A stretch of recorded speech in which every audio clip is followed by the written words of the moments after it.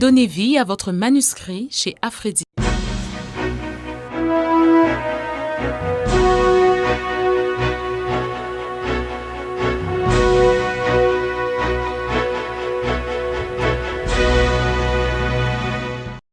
Madame, Monsieur, bonsoir et merci d'être avec nous dans cet autre épisode de Voxbooks. Chaque individu a du potentiel et d'immenses possibilités. La plupart des individus inaptes face au progrès et conditionnés par des circonstances défavorables refusent de comprendre pourquoi les uns réussissent et les autres tirent le diable par la queue. Pourquoi les uns multiplient des entreprises et font du profit, tandis que d'autres n'arrivent même pas à trouver un emploi stable. Pourquoi les uns parviennent à obtenir ce qu'ils désirent et les autres travaillent sans relâche jusqu'à la mort sans rien obtenir. À cette différence flagrante, certaines personnes, un peu plus objectives, vous diront que le plus important, c'est de travailler dur. D'autres, par contre, plus pessimistes, rattacheront le succès de leurs semblables à l'appartenance aux sectes exotériques et se cacheront derrière cet adage camerounais qui dit que l'homme est quelqu'un derrière quelqu'un qui lui aussi est quelqu'un quelque part, comme pour dire que la réussite d'un individu dépend exclusivement des relations qu'il possède. En tout cas, le présent ouvrage vient nous faire comprendre que tout homme a le pouvoir de maîtriser et de donner à sa vie le sens qui lui convient. Voici le portrait de notre invité. Bienvenue à toutes et à tous dans Voxbooks.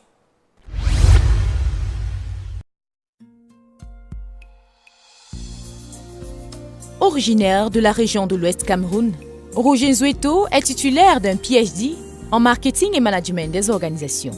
Il débute ses études universitaires dans les années 2000 à l'université de Douala où il obtient un master en marketing et les achève en Angleterre. Chef d'entreprise et chercheur en développement personnel, Roger Nzoueto commet son tout premier ouvrage de 227 pages en novembre 2013, intitulé « Le pouvoir de maîtriser votre vie ». Entre recherche et écriture, cet homme de 41 ans consacre ses heures libres à la boxe chinoise et sa petite famille. Aujourd'hui, Roger Nzoueto est l'invité de Voxbooks. Roger Nzoueto, bonsoir et merci d'être venu. Bonsoir et merci de me recevoir sur ce magnifique plateau. Alors, je ne vous attendais pas dans ce couloir. Vous êtes propriétaire d'un cabinet de conseil en marketing et communication. Qu'est-ce qui explique aujourd'hui votre intérêt ou alors qu'est-ce qui explique le fait que vous puissiez produire un ouvrage sur le développement personnel? Bon, disons que j'ai toujours été attiré par le potentiel humain parce que avant de faire des études universitaires en marketing ou en management, j'ai d'abord été passionné par le potentiel humain. Bon, c'est vrai qu'à l'époque, je n'ai pas eu la chance d'avoir un mentor qui m'aurait certainement trouvé une vocation dans la psychologie. Bon, malheureusement, j'ai fait des recherches plutôt spirituelles et tout ça, et les arts martiaux, le bouddhisme et tout ça, ça m'a permis d'aimer l'être humain. Et du coup, l'individu est ma passion. Donc, le management, le marketing, c'est uniquement du business. Le pouvoir de maîtriser votre vie, c'est le titre que vous avez choisi. Que voulez-vous démontrer au lecteur? Bon, en effet, le but, c'est quoi? Le but, c'est une interpellation. C'est comme si je disais à l'individu, prends ta vie en main. C'est comme un message, vous voyez, un message qui dit, prends ta vie en main. Tu as la capacité de prendre ta vie en main, tu as la capacité de réussir.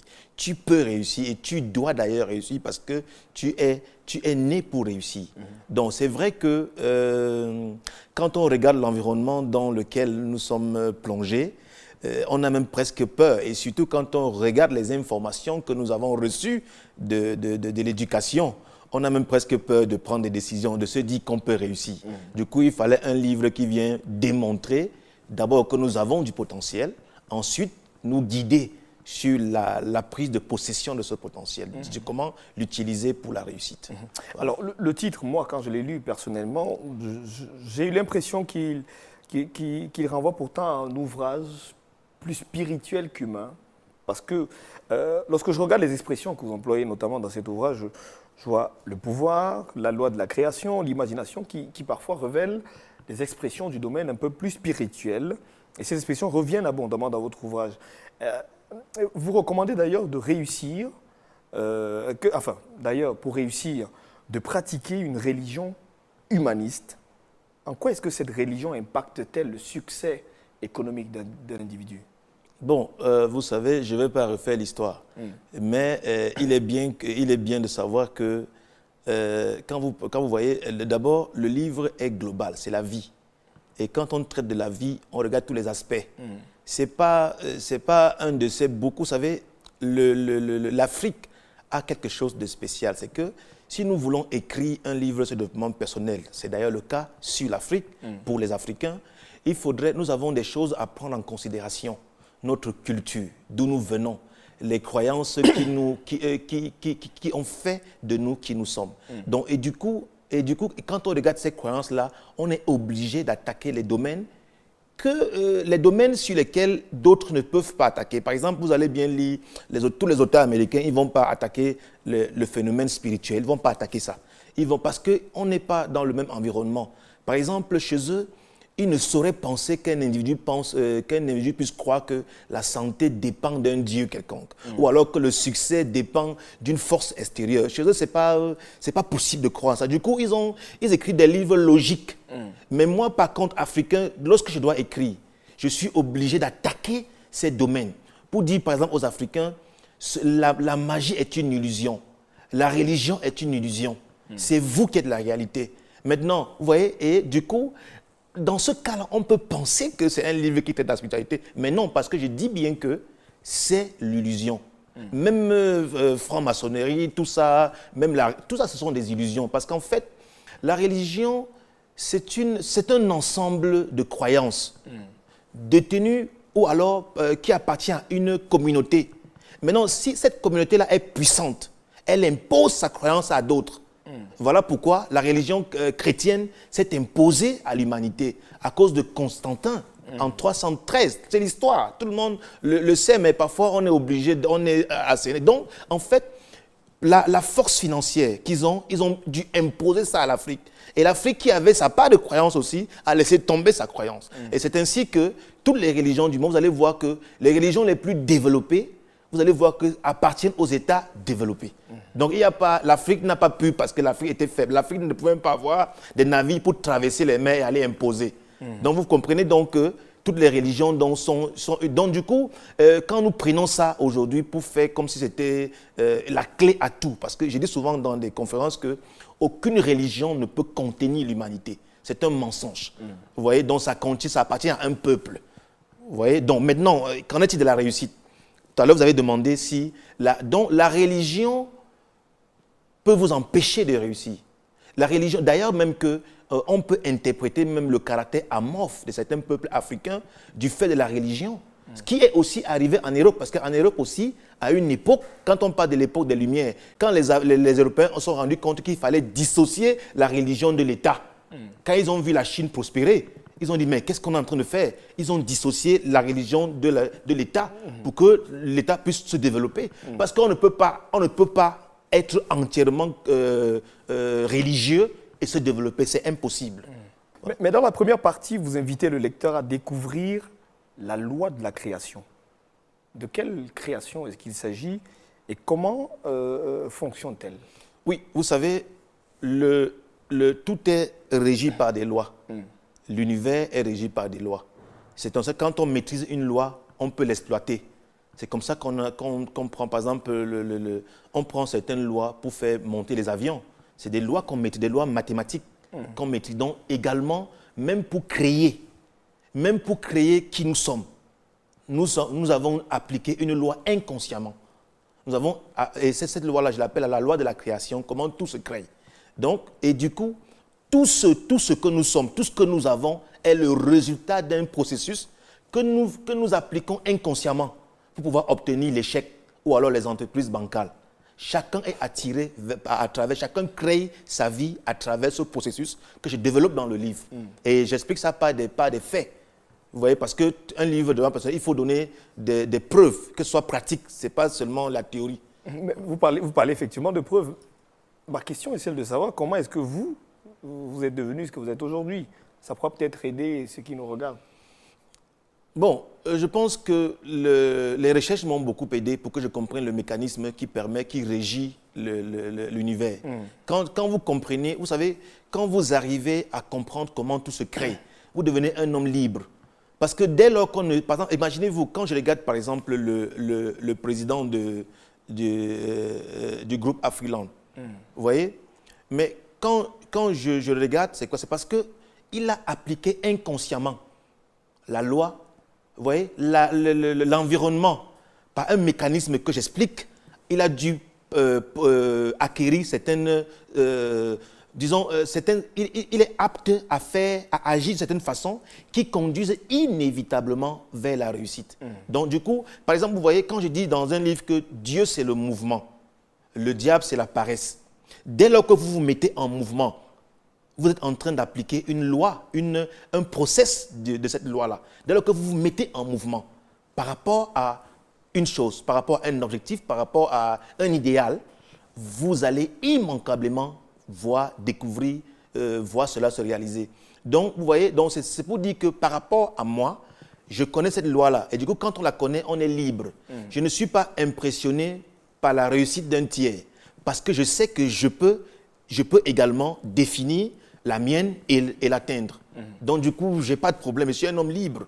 Donc, vous savez, du coup, quand on ne connaît pas cette loi-là, on est enclin à la jalousie, on est enclin à la manipulation, on est enclin, vous voyez, on cherche des explications assez bancales pour pouvoir justifier le fait qu'on soit qui on est. Vous voyez, du coup, dès qu'on voit les gens passer, ils ont des postes, on dit non, laisse, on sait ce qu'ils font. Vous voyez, il y a des gens qui pensent même que pour prester dans les multinationales, il faut faire telle ou telle chose, c'est ce qu'ils pensent. Mais moi, je suis consultant dans au moins 5 multinationales. Je n'ai jamais fait autre chose que je ne sais pas, mais c'est ma prestation qui me qualifie. Et dans le livre, j'explique aussi. Donc, je lève le standard. D'abord, je prends conscience de mon potentiel, de ce que je vaux. Maintenant, je me programme à un certain niveau de connaissance, à un certain niveau de pratique, ce qui entraîne inéluctablement des résultats élevés. Donc, vous voyez, ça veut dire quoi? Par exemple, regardez un peu, je dis souvent que quand j'ai souvent des managers, ou alors prenons le cas des vendeurs, que je veux, quand je suis en train de les former, quand je vais dans les multinationales et qu'ils me disent, OK, voici des vendeurs qu'il faut former. Il y a un exercice que j'appelle, qui est mon premier exercice d'ailleurs. Je demande à tout le monde, selon vous, qu'est-ce que vous pensez, quelle est votre espérance salariale d'après vous? Tu vaux quoi? Qu'est-ce que tu vaux sur le plan de ta rémunération? Et vous allez voir que s'ils sont 12, 15, 20, chacun apporte une rémunération qui correspond à la perception qu'il a de lui. Ouais. Du coup, quelqu'un qui pense qu'il est un gars qui touche 10 000, il va vous dire carrément, moi, non, si j'ai 10 000 pour moi, c'est bon.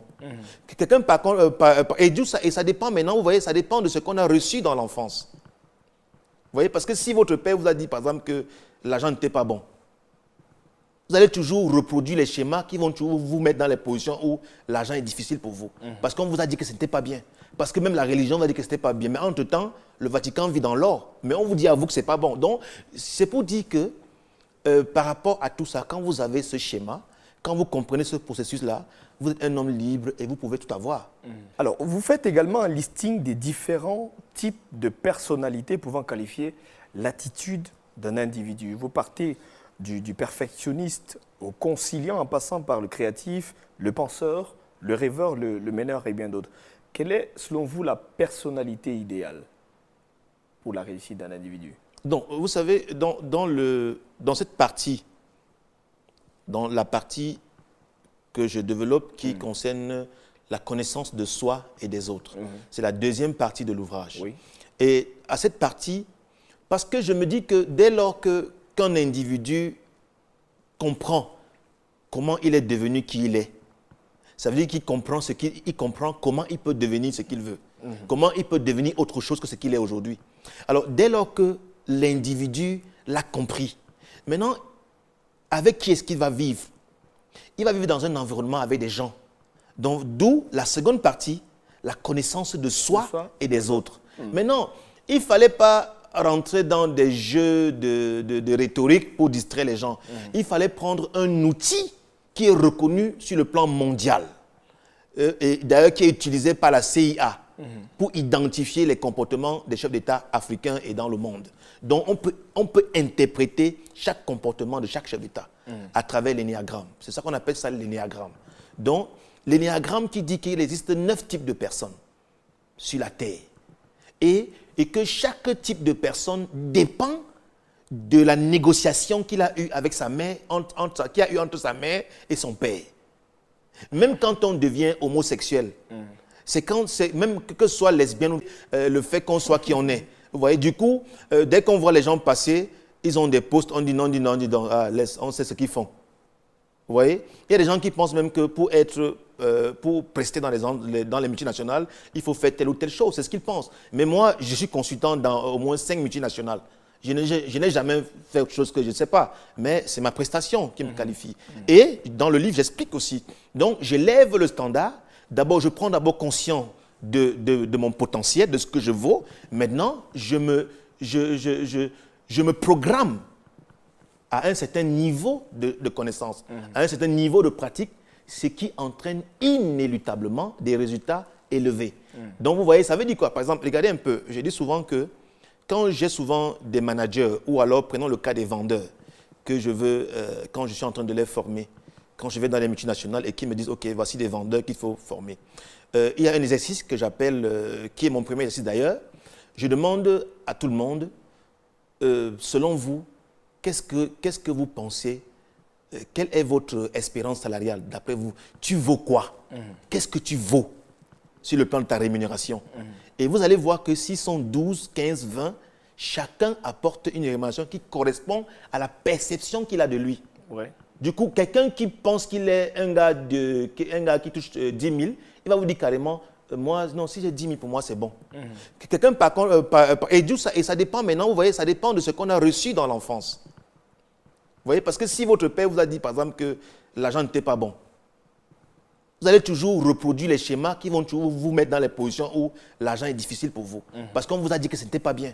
Parce que même la religion va dire que ce n'était pas bien. Mais entre-temps, le Vatican vit dans l'or. Mais on vous dit à vous que ce n'est pas bon. Donc, c'est pour dire que par rapport à tout ça, quand vous avez ce schéma, quand vous comprenez ce processus-là, vous êtes un homme libre et vous pouvez tout avoir.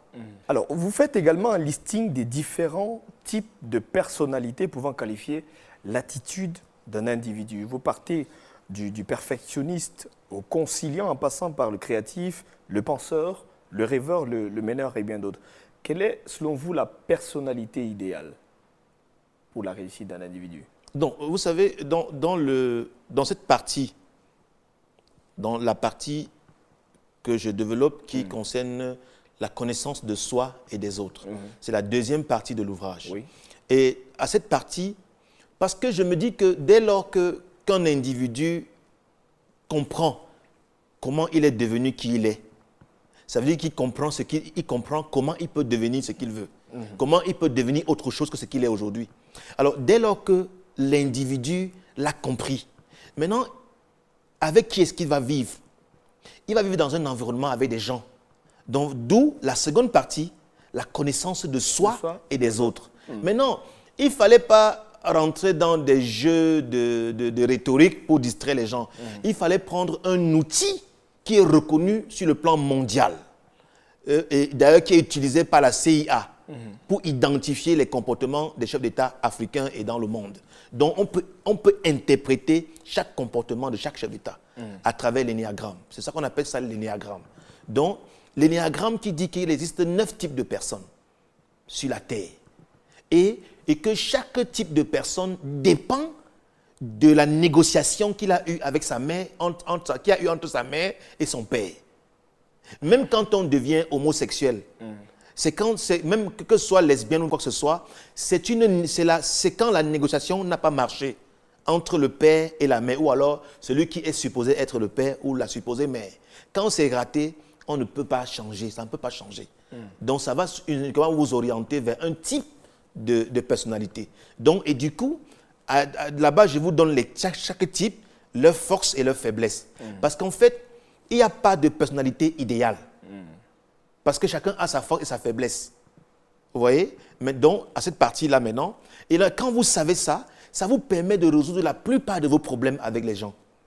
Par exemple, regardez un peu, quand vous avez quand vous savez quand vous maîtrisez l'énéagramme, vous savez par exemple que tel individu est du type affectif. C'est quoi le type affectif? C'est-à-dire que c'est quelqu'un qui a grandi dans un environnement où, quand il était tout petit, quand il posait les actes, quand il faisait plaisir, on disait « Oh, c'est bien, oh, tu es gentil, oh, tu es un bon bébé. » Du coup, l'enfant a grandi plutôt en faisant plaisir à d'autres. C'est le genre de filles ou de garçons qui ne savent pas dire non. Donc, du coup, il veut toujours faire plaisir à d'autres. C'est le genre où si vous l'invitez, si vous lui dites que moi, je peux te voir ce soir, s'il te plaît, il sera là, même s'il a déjà 1000 rendez-vous. En lisant la troisième partie de votre ouvrage, j'ai eu l'impression que vous ne partagez pas la pensée qui révèle que l'homme est un éternel insatisfait. Parce que vous demandez d'apprécier chaque jour ce que l'on vaut ou alors ce que l'on a, au lieu de vouloir chaque jour quelque chose de plus grand. En quoi est-ce que c'est mauvais de vouloir toujours plus que ce qu'on a? Bon, je ne pense pas que j'ai dit ça, mais c'est votre façon de voir. Vous savez, quand on dit que l'homme est éternel insatisfait, je ne sais pas sur quelle base les gens le disent. Ça, il faut bien qu'on ait la base. C'est pour dire que l'homme, oui, même s'il a 1000 francs, il a besoin d'avoir un peu plus. Oui, parce que chaque jour est un jour de challenge. Vous êtes d'accord avec moi? Donc chaque jour, nous devons, vous savez, c'est parce qu'on a mangé hier qu'on n'aura pas faim demain. Donc chaque jour, à chaque jour suffit sa peine. Donc il y a toujours un effort à faire par rapport à aujourd'hui pour demain. Donc je me dis que tout est possible. C'est vous seul qui posez les limites. Vous voyez? C'est vous seul qui posez les limites. C'est vous seul qui définissez les limites. Et vous êtes le plus grand obstacle. Ça veut dire quoi? Ça veut dire qu'en fait, à cette partie qui est le pouvoir est en vous. Ça veut dire ici, je montre à travers des expériences scientifiques, je démontre que l'individu a le potentiel d'obtenir ce qu'il veut, d'obtenir ce en quoi il croit. Et qu'il est également sa propre limitation. Donc ça veut dire que, et ici, c'est là où je m'appuie sur beaucoup de choses. Par exemple, je parle du pouvoir de la pensée, je parle du pouvoir des mots et je parle surtout du pouvoir de l'action. Vous voyez, du coup, et je définis certaines choses. Je définis, par exemple, dans cette partie-là, le bonheur. Je parle du bonheur. Que c'est quoi le bonheur? Et c'est quoi la réussite? Donc, il y a beaucoup de thèmes là qui sont expliqués de façon scientifique. Parce que vous savez, l'individu, la psychologie a beaucoup avancé. Vous voyez, il y a beaucoup d'outils que les gars ont développés qui permettent de mieux saisir, de mieux définir, de mieux circonscrire le potentiel de l'individu. L'individu est capable des choses exceptionnelles. Mais l'environnement et les croyances nous passent le temps à nous dévaluer, à nous faire croire ce qu'on n'est pas. Alors, certains pensent que le bonheur, c'est vivre dans un 5 étoiles. D'autres pensent que le bonheur, c'est d'avoir tout ce dont on a envie. Mais vous parliez justement de la définition du bonheur. C'est quoi le bonheur, selon vous, en tant que coach de développement personnel? Oui, bah, vous savez, le bonheur, c'est un sentiment.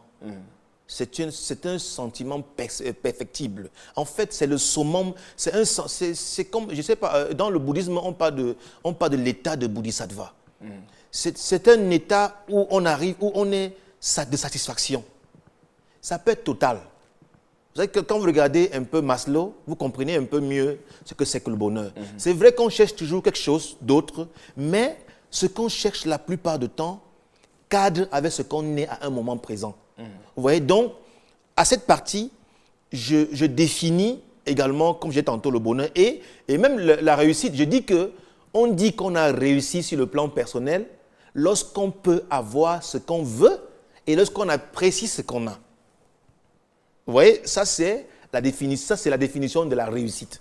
Maintenant, qu'en est-il du bonheur? Le bonheur, je vous ai dit tantôt que ça dépend de la négociation que vous avez dans l'enfance entre votre père, votre mère et vous.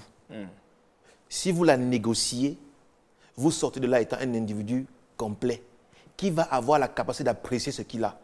Quand vous voyez par exemple un être humain qui a 10 copines, 20 maîtresses, 700 voitures, vous comprenez que malgré ce qu'il a, il cherche toujours quelque chose d'autre parce qu'au fond, il y a un déséquilibre psychique. Vous voyez? Et si vous voulez bien regarder, vous verrez qu'il y a eu des dysfonctionnements dans l'enfance. par rapport à ce triangle du bonheur. C'est ce que j'appelle le triangle du bonheur. Et c'est vrai aussi qu'il y a d'autres explications, mais là-bas aussi, je donne 2 voix pour expliquer le bonheur. Donc je ne donne pas une seule voix, parce qu'un scientifique ne donne pas une seule voix. Je donne les 2 approches scientifiques toujours. Donc je ne rentre pas dans des choses personnelles. Voilà. Vous consacrez toute une partie de votre ouvrage aux décisions de réussite et vous en avez d'ailleurs identifié 16. On ne pourra pas peut-être revenir faute de temps sur toutes les décisions, mais la première, ignorer la peur. Est-ce que vous croyez que c'est assez évident d'ignorer la peur face à une difficulté? C'est normal que quand on a un challenge en face, on a d'abord du mal à être lucide. Oui, c'est vrai que, vous savez, à cette partie-là, je pense qu'il y a, je dis un truc je dis que le bonheur est quelque chose d'individuel. La réussite est quelque chose qui est individuel et ça part de nos choix, des décisions que nous prenons, des actes que nous posons. Donc, il faut d'abord être responsable. Si vous n'êtes pas responsable, vous ne pouvez pas être heureux. Même en amour, là-bas même j'aborde aussi l'amour. L'amour et le mariage. Oui, en disant que si vous pensez que vous serez, quand vous allez vous marier, vous serez heureux ou heureuse, vous êtes dans l'illusion parce qu'on ne vient pas dans le mariage être heureux. On est d'abord heureux et on va se réunir avec quelqu'un qui est aussi heureux pour pouvoir multiplier. Ce n'est pas un être désavantagé qui pense que quand il va être dans le mariage, il sera avantagé. C'est un mensonge. Et tout ça, et vous voyez, et à l'intérieur, je développe beaucoup vraiment l'amour. Ce que d'autres auteurs ne développent pas, mais j'ai fait l'effort de développer parce que ça fait partie de notre vie, de l'Afrique. On a beaucoup de croyances qui nous rendent faibles. Vous voyez, on a des croyances qui nous rendent faibles et qui déforment la réalité. On a du mal, on a l'impression que les gens... C'est vrai que ça avantage l'État. Parce qu'un peuple qui ne réclame rien, qui est seulement absorbé par penser que c'est Dieu qui fait tout, c'est un très bon peuple à manipuler. C'est très intéressant. C'est pour ça que l'État favorise dans tous les... Ce n'est pas seulement les États africains, c'est normal partout. Voilà, donc ce n'est pas l'apanage d'un seul peuple. Donc, je disais tantôt que, parlant d'ignorer la peur, c'est une décision de réussite fondamentale. Parce que la plupart du temps, la plupart de nous ont des rêves. Pour ceux qui en ont. Et il y a ceux qui ne rêvent même pas. Ou alors, ils ont des rêves. Son rêve, c'est uniquement de gagner 100 000 francs CFA. Je ne sais pas ce qu'on fait avec 100 000 francs CFA. Mais pour eux, c'est leur niveau de... Ils se disent, il faut que je gagne 200 000. Si j'ai 200 000 francs CFA par mois, pour moi, ça va. Vous voyez, regardez à quel niveau un individu peut être réduit. Vous voyez, donc tout cela. Et maintenant, il y a des gens qui sont quelque part, ils ne sont pas à l'aise, ils se plaignent chaque jour, mais ils ne parviennent pas à partir. Parce qu'ils ont peur de demain. Et il y a même des gens qui ont envie de faire des choses, mais qui ne parviennent pas à se décider parce qu'ils ont peur de demain. Ils ont peur de ce qui peut arriver, du moins, ils ont peur de tout, même de l'avenir. Et justement, c'est pour ça que la plupart, quand on veut faire marcher les gens, quand on veut manipuler les gens, on s'appuie sur la peur ou le plaisir. En tout cas, vous relevez 16 décisions, je le disais, notamment pour composer avec la difficulté, notamment transcender les croyances, rechercher l'information, bâtir les rapports de qualité, etc. Les décisions nécessaires à la réussite de l'individu. Merci en tout cas d'être passé. Ouais, je vous remercie pour cette occasion magique de me permettre de parler à toute la planète à travers Vox Africa, qui est une plateforme parfaite pour l'Afrique. Merci en tout cas, je le disais. Je rappelle à nos téléspectateurs que vous êtes coach en développement personnel, vous êtes le responsable d'un cabinet de conseil en marketing et communication au Stade Douala, au Cameroun. Vous êtes également l'auteur de l'ouvrage « Le pouvoir de maîtriser votre vie », un ouvrage de 230 pages environ que vous avez publié en 2013 aux éditions Veritas. Merci à vous également à la maison de nous avoir suivis. Je rappelle que nos adresses restent disponibles. Vous pouvez nous joindre comme vous en avez d'ailleurs l'habitude. On se quitte comme traditionnellement avec un livre nouvellement paru et un autre disponible en librairie, espérant vous retrouver la semaine prochaine. Je vous souhaite une agréable semaine. Restez scotchés sur les programmes de Vox Africa. Au revoir. Devant toute la cour royale sidérée par l'attitude de cet étrange marabout osant ainsi défier notre roi, si puissant que jamais aucun homme ne s'était jusqu'alors mesuré à lui, le cavalier et sa monture décollèrent du sol. Oui, tu entends bien, décollèrent d'environ 15 mètres de haut. La légende du roi sorcier de Boubéama nouvellement paru aux éditions Ifriqiya.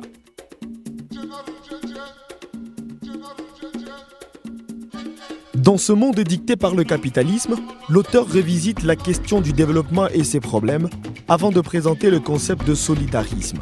Aussi, il fustige l'ignorance, gage du sous-développement, mais promet l'équilibre régional et présente le système solidariste et son fonctionnement en économie. Car il estime que le but du solidarisme est d'adopter les lois afin de déterminer les conditions dans lesquelles des opérateurs économiques peuvent rechercher de façon individuelle et libre leur propre intérêt, sans porter atteinte à l'intérêt général. Le solidarisme, une solution intégrée aux problèmes de développement économique, de Francis Bidioka, disponible aux éditions Lupepo. Donnez vie à votre manuscrit chez Afridi.